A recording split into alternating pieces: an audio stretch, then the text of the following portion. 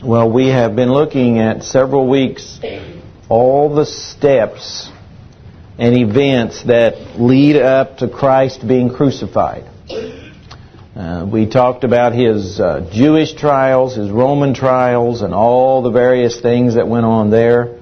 We've talked about Him on the way to the cross and Simon carrying the cross.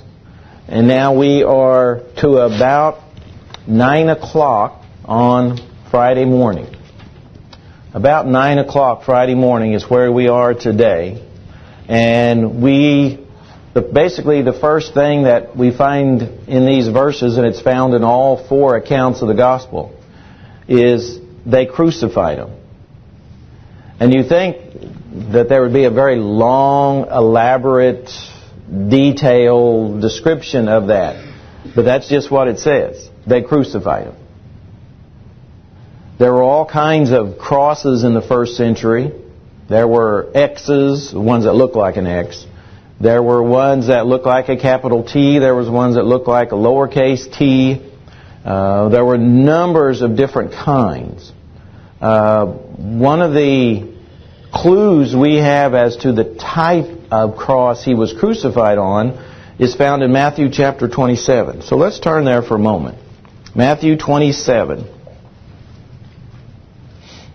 And notice, after it says they crucified Him, notice what verse 37 says. Matthew 27, verse 37 says this. And they put up over His head the accusation written against Him. This is Jesus, the King of the Jews. So there was something on the cross above His head so that they could put some sort of writing or whatever you want to call it above His head that said, this is Jesus, the King of the Jews. So, again, there were a number of different types of crosses, but certainly there had to be on this cross a place for that superscription, I guess is a word for it. The whole ordeal, and we'll talk more about it kind of later, but the whole ordeal of being crucified on a cross like Jesus was certainly one of the most painful types of death that anybody could undergo. And so you couldn't hardly find a more cruel type of death to undergo than what He underwent. But He had prophesied, remember, many times that that's how He would die. I mean, it didn't take Him by surprise because He had prophesied Himself. Let's just look at a couple of them. Turn back to Matthew chapter 20, 18 and 19. Yeah, He had, and this wasn't the first time He had predicted or prophesied that that's how He would die. There were a number of times and in a number of ways He had said, this is how I'm going to die. John chapter 12, 32 and 33. So there was just two different places where He indicated that crucifixion was how He would die. So He knew what kind of horrible death that was in His future. So it was no way a surprise. The Bible tells us that He was crucified between two robbers, between two criminals. In Matthew chapter 27, notice verse 38, the very next verse. Then two robbers were crucified with Him, one on the right and another on the left. And we'll read more about what these two did and some of their interactions with Jesus. But that was the type of people, not everybody, when they were put to death, were crucified. Usually it was left for the worst type of criminals. So Jesus was crucified certainly between two people who deserved to be there, because of the type of crimes they had committed. And while He was on the cross, He uttered several different statements about several different things. And as time permits, we'll look at some of them. The first statement is found in Luke 23. So we'll look at that one first. Luke 23. This is His first statement from the cross. And by first statement, I mean the first one, of course, we have recorded. Luke 23, verse 34. Luke 23, verse 34. There's the first one we have recorded. He says, forgive them. It's the first thing he said. Of course, his death is what would make forgiveness possible. So there's kind of not a hidden meaning, but there's an additional meaning behind what he says. Because he has to die that horrible death before anybody can be truly forgiven. So he's asking the Father in this very difficult situation to forgive them. Let's go to 1 Peter chapter 2, verses 21 and 22.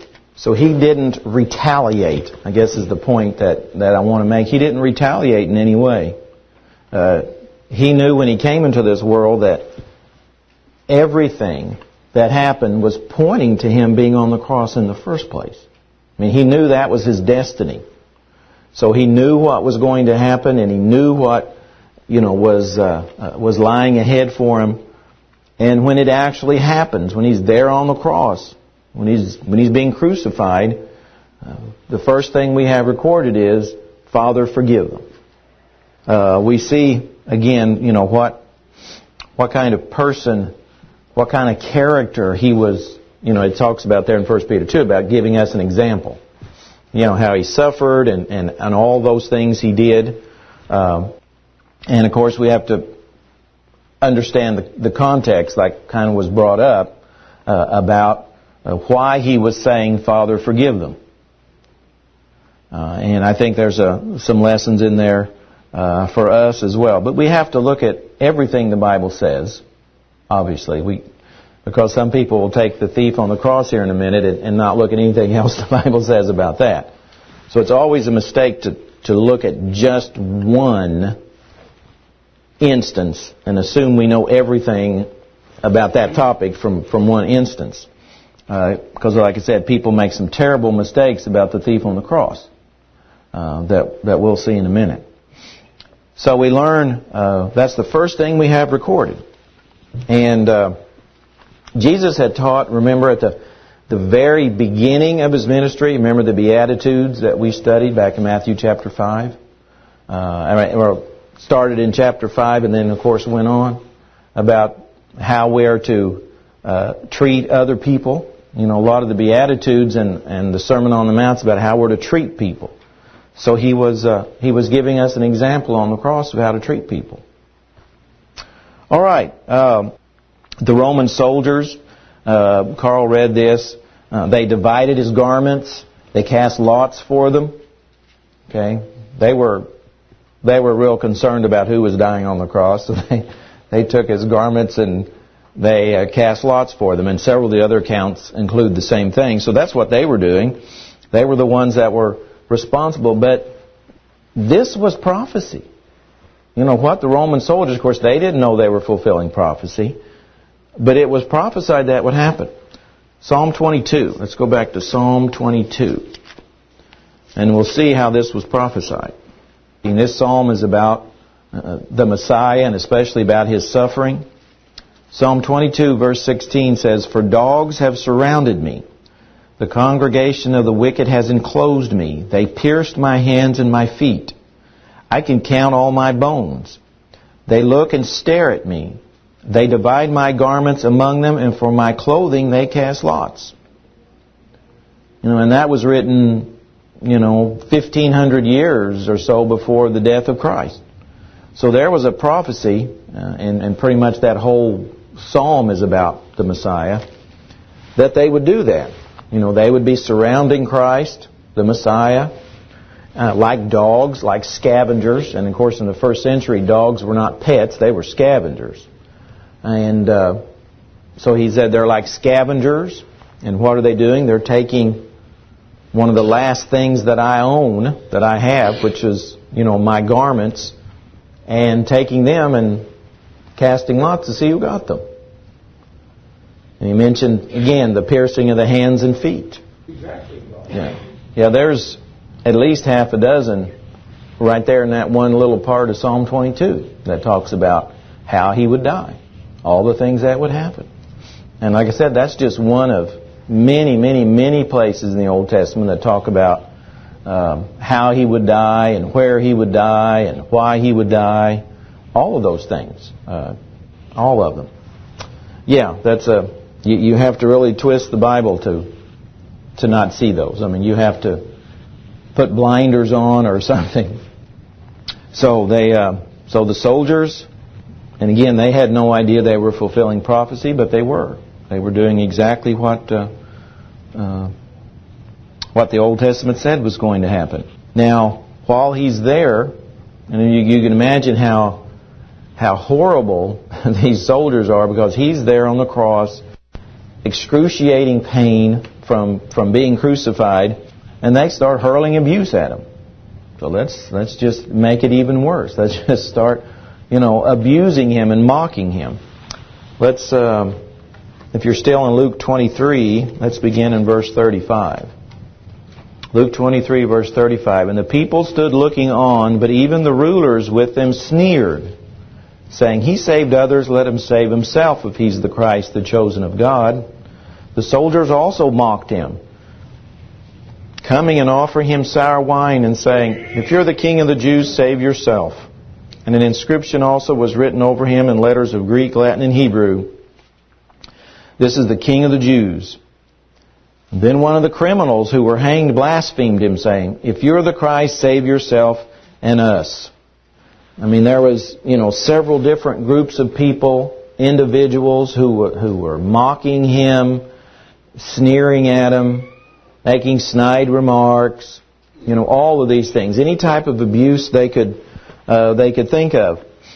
And you know what? This was prophesied as well, that people would do that. Let's go to Psalm 69. Psalm 69, verse 21. Oh, this was a part where he asked for vinegar. Psalm 69:21. Go back to verse 20. Reproach has broken my heart, and I am full of heaviness.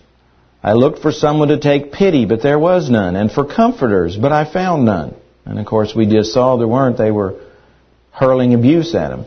They also gave me gall for my food, and for my thirst they gave me vinegar to drink. There was another prophecy in the Old Testament about Christ. That's a messianic psalm there. And there's more in that chapter as well. Just almost every little thing we have recorded in the New Testament, there's something in the Old Testament that predicted it. Either a psalm or one of the major prophets or one of the minor prophets. Just almost every one of these things was prophesied. Let's, while we're at it, let's read Isaiah 53. That's another one about the Messiah. A few verses there. Isaiah 55, verse 3. Isaiah 53, verse 3. He is despised and rejected by men, a man of sorrows and acquainted with grief, and we hid, as it were, our faces from him. He was despised, and we did not esteem him. Surely he has borne our griefs and carried our sorrows, yet we esteemed him stricken, smitten by God, and afflicted. But he was wounded for our transgressions, he was bruised for our iniquities. The chastisement for our peace was upon him, and by his stripes we are healed. All we like sheep have gone astray. We've turned every one to his own way, and the Lord has laid on him the iniquity of us all. We'll read more verses of that later, but that whole psalm is about Jesus, especially about his crucifixion and his death. And even talks about where he would be buried. I think it's important that we look at all of these prophecies about Jesus and how they were fulfilled. And those psalms were written, at least 1,000 years before Christ, some 1,500 years before Christ. So there was a long, long period between when it was prophesied and when it was fulfilled. It's not like someone today prophesying that is going to come out number one here in 2 or 3 weeks. Well, that's not a prophecy, But when you prophesy, say that something is going to happen in such a way and give details 1,000 years before it happens, and then it happens exactly like you say, that wasn't an accident. That wasn't chance. That was real. That was a real prophecy. One of the criminals we read in verse 39 said, "If you're the Christ, save yourself and us. If you're the Anointed One, if you're the Messiah, save yourself and save us." Well, His whole purpose, as someone said earlier, was to come and die. I mean, that was His whole point in coming to the earth. So that if He didn't save Him, if He saved Himself from the cross, then He would nullify His whole point in coming to the earth. So what this criminal was asking Him to do was directly opposite of His whole mission. His mission was to die and to save the world. So by Him dying, He was saving us. That's how He saved us, by Him dying. So He couldn't save Himself and us at the same time. That couldn't happen. He had to die to save us. Prophecies are. That's one of the greatest evidences for the inspiration of the Bible and for Jesus being the Messiah. All right. Well, thank you for all your comments today.